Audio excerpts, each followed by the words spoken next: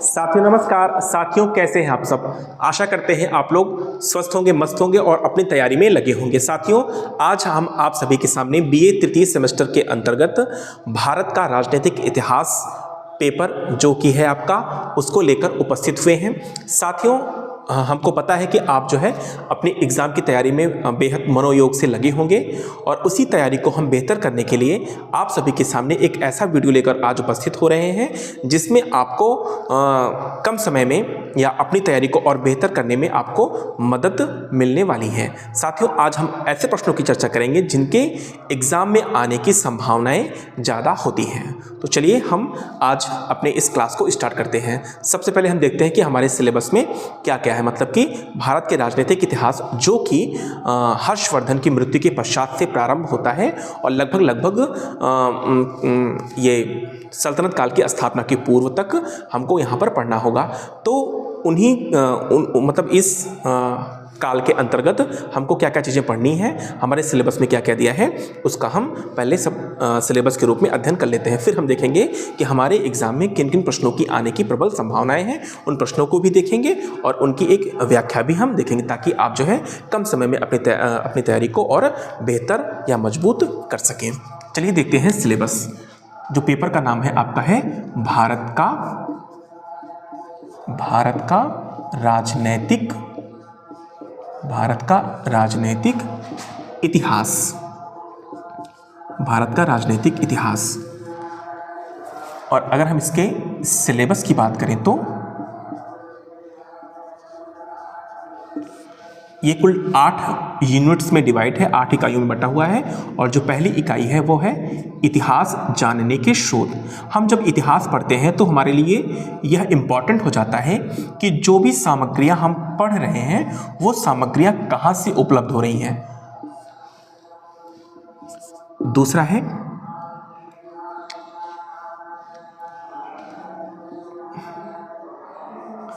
कन्नौज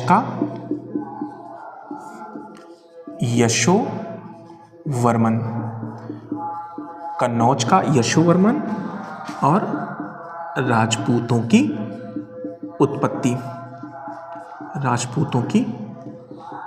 उत्पत्ति। तीसरा है गुर्जर प्रतिहार वंश और पाल वंश। चौथा है सिंध पर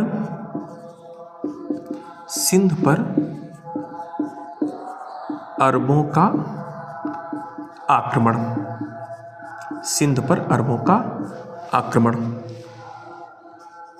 पांचवा है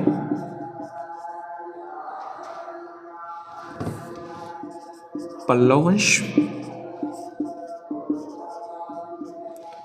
छठवां है राष्ट्रकूट वंश। सातवां है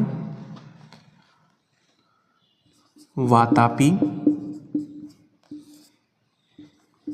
वेंगी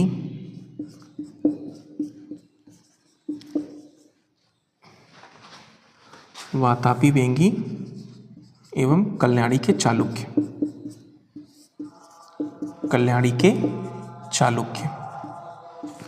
और आठवां लास्ट है आपका चोल वंश। तो साथियों आपको कुल मिलाकर यहाँ पर 8 यूनिट्स का अध्ययन करना है। हालांकि आप सभी को पता होगा कि आपके सिलेबस में ये चीज़ें पहले से दे रखी हैं और इन्हीं इकाइयों को आपको अध्ययन करना है। तो इन्हीं इकाइयों में से जो महत्वपूर्ण प्रश्न हैं उन्हीं की चर्चा हम आप सभी के सामने करने वाले हैं। ठीक है, तो एक बार आप जो है सिलेबस को देख लीजिए, इसका स्क्रीनशॉट ले लीजिए। ठीक है, चलिए आगे बढ़ते हैं।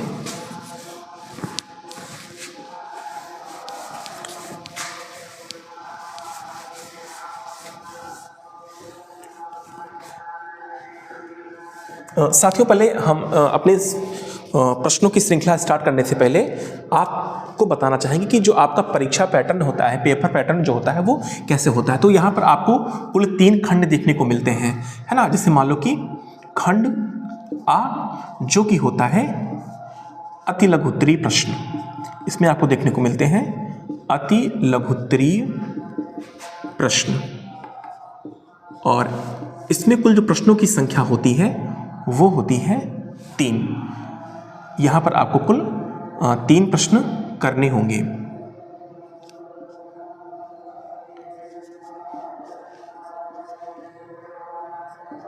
कुल 5 प्रश्न दिए रहेंगे, उनमें से कुल आपको 3 प्रश्न करने रहेंगे।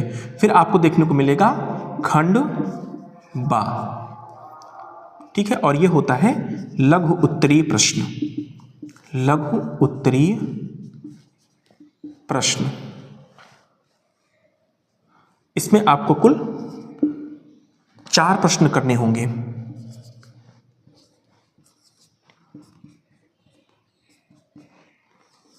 कुल यहाँ पर 7 प्रश्न दिए रहेंगे, उन 7 प्रश्नों में से आपको 4 प्रश्न करने होंगे। और साथियों इसी तरीके से आपका होगा, इसको देख लीजिए, मैंने बताया आपसे 3 खंड होंगे, खंड आ, खंड बा और खंड सा। तो खंड आ में कुल अति लघुत्तरीय प्रकार के प्रश्न में कुल 5 प्रश्न दिए रहेंगे, उनमें से आपको किन्हीं 3 प्रश्नों को करना होगा। ऐसे ही खंड बा होगा जो कि लघु उत्तरीय प्रकार का होगा, और इसमें कुल 7 प्रश्न दिए होंगे, जिनमें से आपको कुल मिलाकर 4 प्रश्नों का आंसर देना होगा। और इसी तरीके से साथियों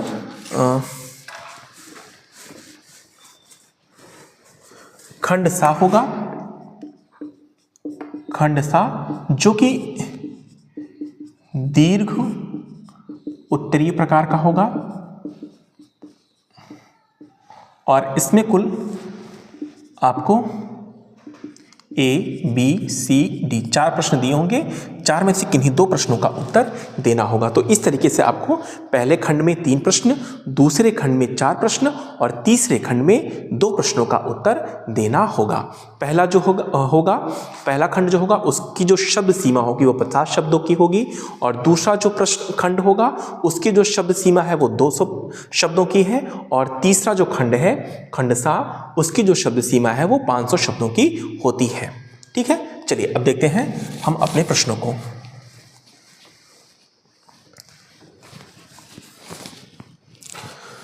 हाँ, खंड आ की बात करें तो हम यहां पर 6-7 प्रश्नों को देख लेते हैं। खंड आ में जो दीर्घ उत्तरीय प्रश्न होंगे, जो अति लघुत्तरीय प्रश्न होंगे, अति लघुत्तरीय प्रश्न, उनको हम यहां पर देख लेते हैं कि ऐसे कौन कौन से प्रश्न हैं जिनके आने की संभावनाएं ज्यादा रहती हैं। ठीक है, तो यहां पर हम देख लेते हैं। एक आप याद रखिएगा, विक्रमशिला विश्वविद्यालय, विक्रमशिला विश्वविद्यालय। ठीक है, हम ऐसा करते हैं कि जो है इसकी व्याख्या भी करते चलते हैं, ताकि जो है आप यहाँ इसको नोट भी करते चलिए। तो ए में हमने कहा कि विक्रमशिला विश्वविद्यालय। अब देखिए, विक्रमशिला जो विश्वविद्यालय है ये वर्तमान में कहाँ पर है, तो ये वर्तमान में है बिहार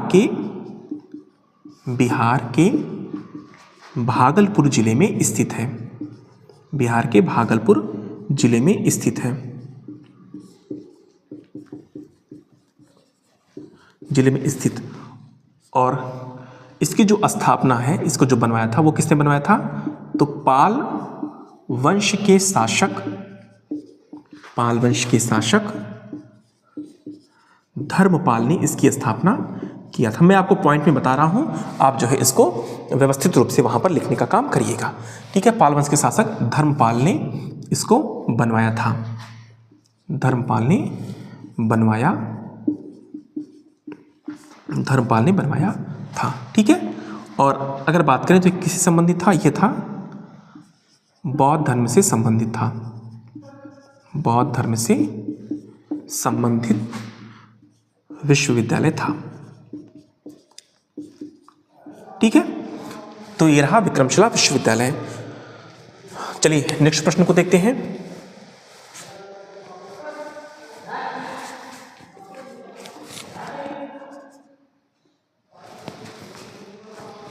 हम बात कर लेते हैं विजयालय। विजयालय, ठीक है साथियों। विजयालय जो था वो दक्षिण भारत में जब हम जाते हैं तो वहाँ पर एक वंश देखने को मिलता है जिसका नाम है चोल वंश। तो चोल वंश एक महत्वपूर्ण राजवंश था और उसी का यह क्या था, संस्थापक था। तो हम लिख सकते हैं इनके बारे में कि यह चोल वंश का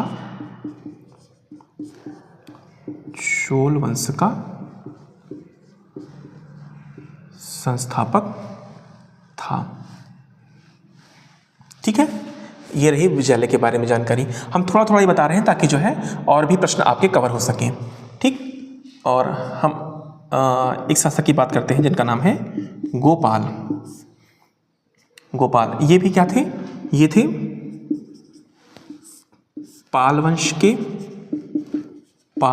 के संस्थापक।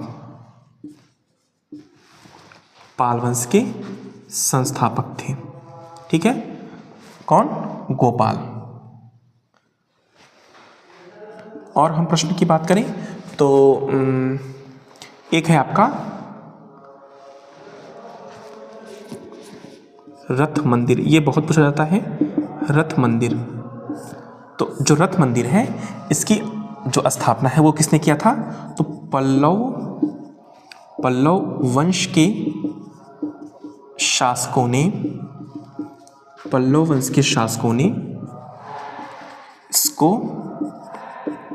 इसको स्थापित करवाया।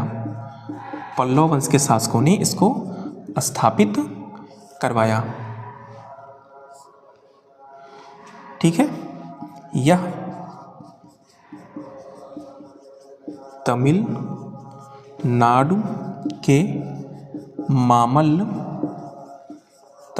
के मामल्लपुर में स्थित है।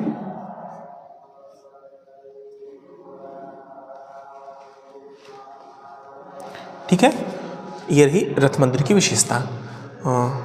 इतना आप लिख लीजिए, फिर चलते हैं आगे।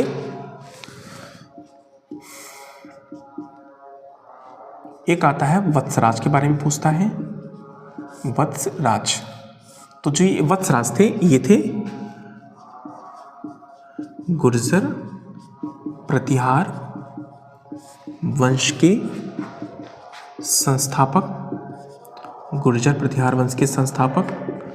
और इनके काल से ही, इनके समय से त्रिकोणीय संघर्ष की शुरुआत होती है। त्रिकोणीय संघर्ष क्या है आगे आप लॉन्ग क्वेश्चन में भी देखेंगे। त्रिकोणीय संघर्ष की शुरुआत हुई, ठीक है। ये रही वत्सराज के विषय में जानकारी। और अगर अगले प्रश्न की चर्चा करें तो एक आता है आपका ऐहोल अभिलेख। ऐहोल अभिलेख, इसमें हम देखते हैं कि इसकी जो स्थापना है, यह अभिलेख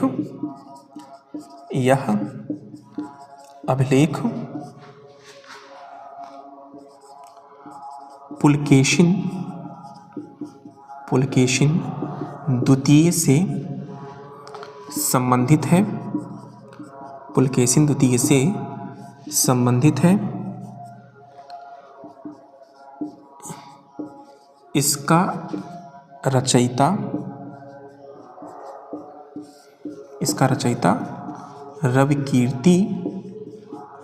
रविकीर्ति था, ठीक है। और एक और देख लेते हैं, ये भी खूब पूछता है, वो है महेंद्र वर्मन। इसमें लिखिएगा कि यह पल्लव वंश का महान शासक हुआ। पल्लव वंश का महान शासक हुआ। इसने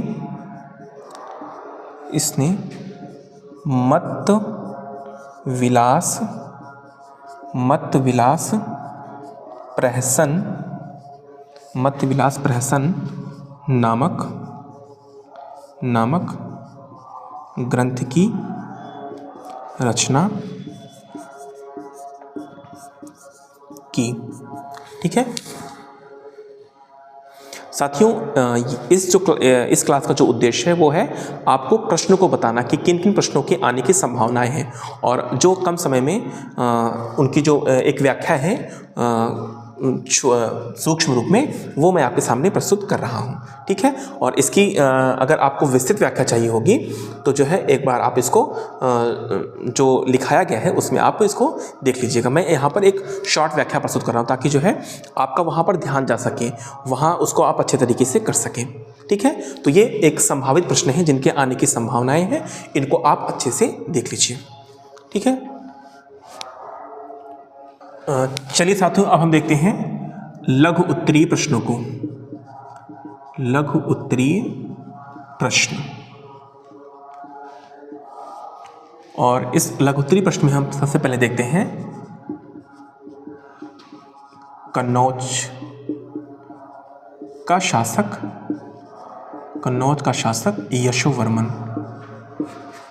यशोवर्मन के बारे में देखते हैं सबसे पहले। साथियों, ये जो कन्नौज है, ये कन्नौज हर्ष के समय से ही उत्तर भारत की राजनीतिक गतिविधियों का केंद्र बिंदु बन चुका था। जैसे आपको पता है कि इसके पहले, हर्ष के भी पहले, जो उत्तर भारत की राजनीतिक केंद्र बिंदु था वो कौन था? वो था मगध की राजधानी पाटलिपुत्र। थोड़ा मैप के माध्यम से हम समझने का प्रयास करेंगे।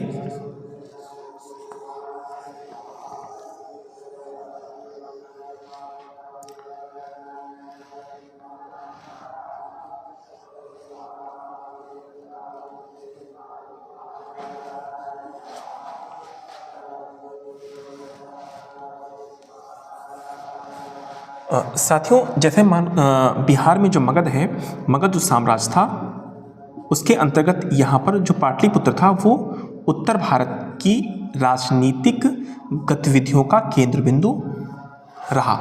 लेकिन जब हर्ष का काल आता है तो उस समय यहाँ पर कन्नौज, जो कि उत्तर प्रदेश में है, कन्नौज उत्तर भारत की राजनीतिक गतिविधियों का केंद्र बिंदु बन गया।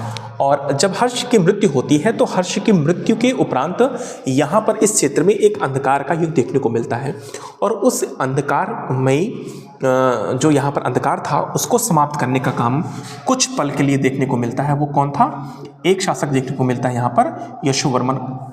इतिहास में यहाँ, मतलब इतिहास के स्रोतों में यह उल्लेख मिलता है कि यह एक उल्कापिंड की भांति आता है और यहाँ पर अपने विजयों के माध्यम से इसको चमत्कृत करने का काम करता है और फिर यह समाप्त हो जाता है। और इस तरीके से हम बाद में देखेंगे कि यहाँ का जो है शासन जो है वो एक सूत्री शासन वो समाप्त होने लगता है, और फिर जो कन्नौज राजधानी बन जाएगा वो आप जो गुर्जर प्रतिहार वंश होंगे उनका केंद्र बिंदु हो जाएगा।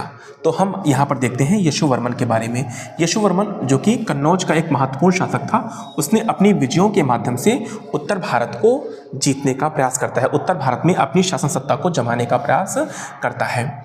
और इसके अगर हम विजयों की क्रम की बात करें तो इसकी जो विजय थी वो यहाँ से निकलता हुआ आता है और विंध्य मंदिर पर पहुँचता है और यहाँ पर विंध्य माता का दर्शन करके यहाँ पर पूजा अर्चना करता है और अपनी विजय की जो शुरुआत होती है उसको यहाँ पर प्रारंभ करता है। और इसके बाद वो पहुँचता है मगध के क्षेत्र पर विजय करता है, और मगध के बाद वो पहुँचता है आगे, ये हम यहाँ पर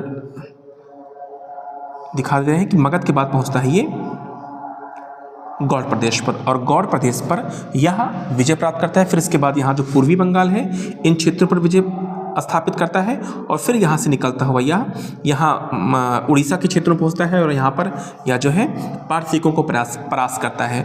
और फिर कहते हैं कि यह धीरे धीरे दक्षिण भारत होते हुए यहाँ पर जो है मरु प्रदेश है, यहाँ मरु प्रदेश पहुँचता है और यहाँ पर इन क्षेत्रों पर विजय प्राप्त करता है। फिर उसके बाद जो है ये पंजाब पर विजय प्राप्त करता है और फिर वह कश्मीर पहुँचता है। यहाँ पर कश्मीर में जो उसका संघर्ष था वो थोड़ा सा इंटरेस्टिंग है। इंटरेस्टिंग इसलिए है कि यहाँ पर जो था वो शासक था ललितादित्य मुक्तापीड़। कौन था? ललितादित्य मुक्तापीड़ यहाँ पर शासन कर रहा था। और वह प्रारंभ में इसका एक मित्र के रूप में था, लेकिन बाद में इन दोनों में संबंध थोड़े से गड़बड़ हो गए और फिर अंततोगत्वा इन दोनों के मध्य युद्ध देखने को मिलता है। किसके मध्य?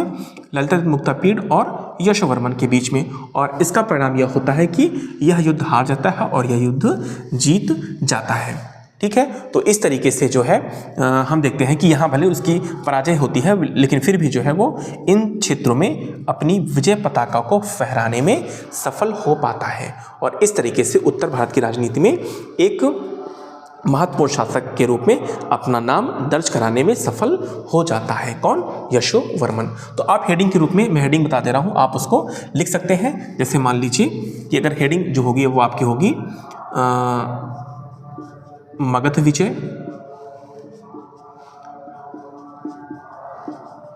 मगध विजय, और दूसरी हेडिंग मगध मतलब विंध्य माता की पूजा अर्चना करने के बाद इसने मगध विजय की, फिर उसने गौड़ प्रदेश पर विजय प्राप्त की, गौड़ प्रदेश पर विजय।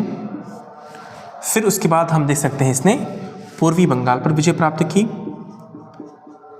पूर्वी बंगाल पर विजय। फिर इसके बाद इसने जब उड़ीसा पहुंचता है तो इसने पारसिकों को परास्त किया, पारसिकों पर आक्रमण। फिर इसने राजस्थान में जो मरु प्रदेश है यहाँ पर विजय प्राप्त की, मरु प्रदेश पर विजय। फिर हमको जानकारी मिलती है पंजाब पर विजय। और साथियों, इन सभी विजयों का वर्णन जो मिलता है वो इसके ही दरबार में, अगर इसके हम स्रोत की बात करें तो इसके ही दरबार में एक व्यक्ति था, एक विद्वान था जिसका नाम था वाकपति, वाकपति। और इसकी जो रचना है वो है गौड़वहो। तो इसी गौड़वहो में इसके शासनकाल से संबंधित जानकारी प्राप्त होती है। तो सबसे पहले आप स्रोत लिखिएगा, स्रोत के बाद उसकी विजयों का वर्णन आप अपने इन प्रश्न में करने का काम करिएगा। और ध्यान रहे कि यह आपके लिए मोस्ट इंपॉर्टेंट प्रश्न है जिसके आने की प्रबल संभावना आपके एग्जाम में है। तो इस प्रश्न को आप अच्छे से तैयार करिएगा। चलिए देखते हैं अगले प्रश्न को, इसको आप नोट डाउन कर लीजिए। अगली कड़ी में आपसे चर्चा करेंगे एक महत्वपूर्ण प्रश्न और है, वह है पाल शासक देवपाल। पाल शासक देवपाल। ठीक है, तो देवपाल के विषय में बताना चाहेंगे हम आपसे कि जो ये था वो धर्मपाल एवं रन्ना देवी से उत्पन्न पुत्र था। अगर हम बात करें इसके स्रोत की, कहाँ से इसके बारे में जानकारी मिलती है, तो जो स्रोत है वो सबसे महत्वपूर्ण है देवपाल का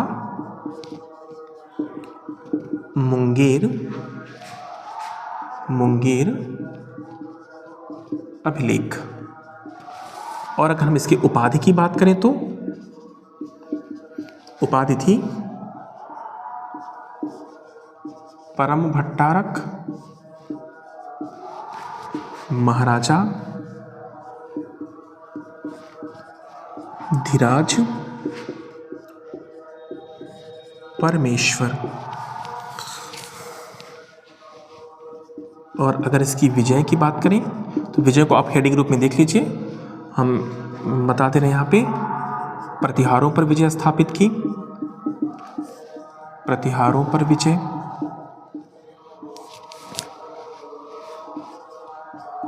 उत्कलों पर विजय,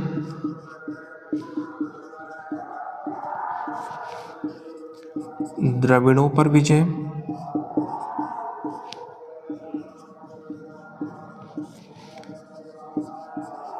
कंबोजों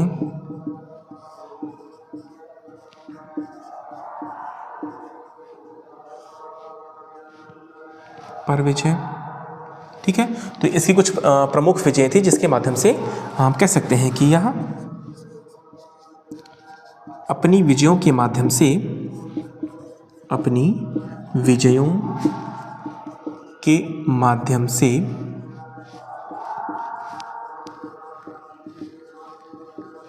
उत्तर भारत का प्रमुख शासक बन गया, प्रमुख शासक बन गया। ठीक है, तो ये रही जानकारी देवपाल के विषय में। अगला हम आपसे चर्चा करेंगे सिंध पर अरबों का आक्रमण।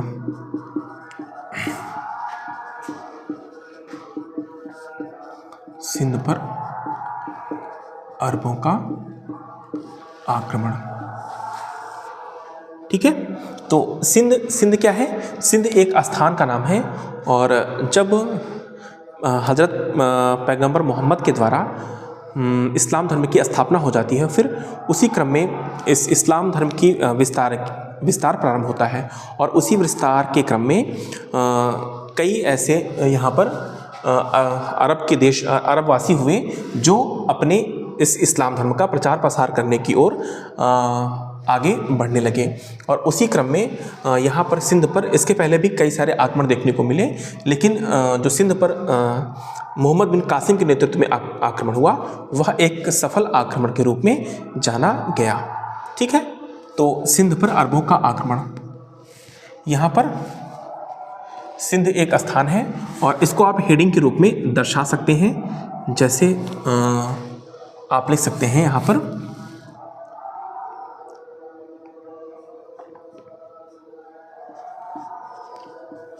मोहम्मद बिन कासिम के नेतृत्व में सिंध पर प्रथम सफल आक्रमण हुआ, प्रथम सफल आक्रमण हुआ।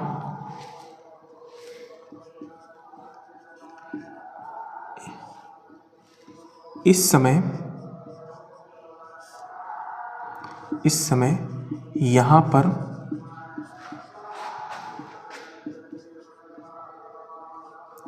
दाहिर नामक हिंदू शासक का शासन था।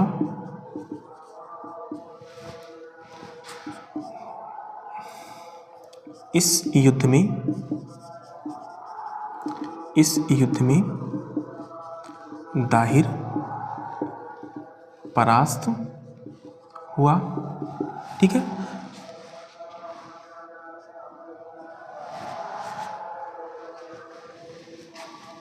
ठीक, ये इसके इंपॉर्टेंट फैक्ट हैं। इससे संबंधित अगर आपको विस्तार से वीडियो चाहिए तो आप जो है मेरा ही वीडियो दिया गया है सिंध पर अरबों का आक्रमण, वहाँ पर आप इसको विस्तार से देख सकते हैं। तो यहाँ पर हम अपना टाइम ज़्यादा नहीं लॉस करेंगे। देखते हैं अगले प्रश्न को। साथियों, देखते हैं हम अगला। पल्लव कालीन मंदिर स्थापत्य पर प्रकाश डालिए। ठीक है, तो पल्लव वंश के कई सारे महान शासक हुए। उन महान शासकों ने जैसे मैंने आपको शॉर्ट वाले में लिखवाया था कि तमिलनाडु के महाबलीपुरम में इन मंदिरों का निर्माण किया गया।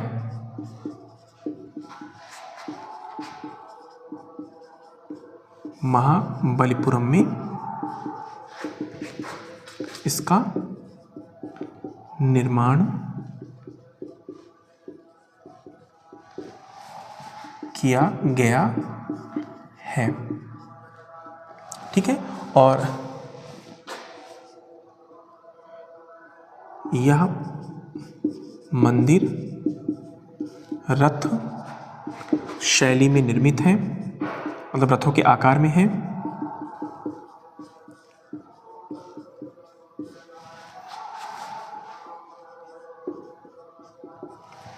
ठीक है। और यहाँ पर कई शैलियाँ देखने को मिलती हैं, ठीक है। तो इस तरीके से पल्लवकालीन स्थापत्य में हमको कई सारे शासकों के द्वारा निर्मित मंदिर कला देखने को प्राप्त होती है, ठीक है। एक आपके सामने है गोविंद तृतीय। गोविंद तृतीय जो है वह राष्ट्रकूट वंश का एक महान शासक हुआ और इसने अपनी विजयों के माध्यम से राष्ट्रकूट वंश को चरमोत्कर्ष पर पहुंचाने का काम किया। और हम देखते हैं कि जो उत्तर भारत की राजनीति में त्रिकोणात्मक संघर्ष होता है उसमें भी इस शासक ने बढ़ चढ़ कर हिस्सा लिया। तो ये भी क्वेश्चन आपके लिए इम्पॉर्टेंट है और अगर इसका पूरा वीडियो देखना होगा, जितने भी प्रश्न मैं आपको बता रहा हूँ तो उनका अगर आपको लॉन्ग वीडियो देखना होगा तो वो जो है सभी वीडियो आपके जो मेरी प्ले लिस्ट है उत्तर भारत का इतिहास और दक्षिण भारत का इतिहास, उन दोनों प्ले लिस्ट में आप जाएंगे तो वहाँ पे आप उन प्रश्नों को विस्तार से देख पाएंगे। तो यहाँ पर मैं ज़्यादा समय नहीं लूँगा क्योंकि जो है यहाँ जो मेरा उद्देश्य है वो है आपको प्रश्न बताना कि कौन कौन से प्रश्न आपके इंपॉर्टेंट है और उसकी एक सूक्ष्म व्याख्या, ताकि जो है आप उस चीज़ को समझ सकें वहाँ पर और समझ सकें और वहाँ पर जाकर उन वीडियो को देख सकें। तो गोविंद तृतीय हो गया। और अगर हम बात करें आपसे प्रश्न की तो जो है वो त्रिकोणात्मक संघर्ष ये आपके लिए इम्पोर्टेंट है। मैं यहाँ बता दूँ आपको थोड़ा सा कि जो त्रिकोणात्मक संघर्ष है उसमें जो 3 वंश महत्वपूर्ण से भूमिका निभाते हैं। एक होता है प्रतिहार वंश, एक आपका था पाल वंश और एक आपका था राष्ट्रकूट वंश। इन तीनों वंशों के मध्य एक स्थान है कन्नौज। उसी कन्नौज को लेकर तीनों के मध्य संघर्ष होता है। तीनों जो है इसमें संघर्षरत होते हैं। और आपको यहाँ ध्यान रखना है कि राष्ट्रकूट जितनी बार भी इस संघर्ष में शामिल होगा उतनी बार ही यह विजय प्राप्त करेगा। हालांकि अंततोगत्वा हम देखते हैं कि जो कन्नौज है वो प्रतिहार वंश के पाले में आता है। तो इसका भी वीडियो आपको जो है वहाँ से प्राप्त हो जाएगा, ठीक है। और एक प्रश्न आपको और हम कह सकते हैं वो है आपके लिए राजपूतों की उत्पत्ति।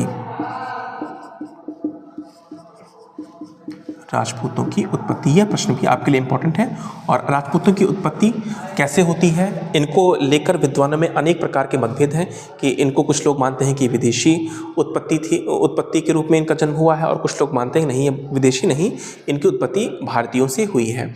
और इसमें जो सबसे महत्वपूर्ण है वह है क्या बोलते हैं चंद बरदाई का पृथ्वीराज राजस्व। वहाँ पर उन्होंने एक सिद्धांत प्रस्तुत किया है और बताया है कि वशिष्ठ नामक ऋषि ने एक यज्ञ किया और उस यज्ञ से 4 राजपूत कुलों की उत्पत्ति होती है और उन्हीं से जो है ये राजपूत उत्पन्न हुए हैं।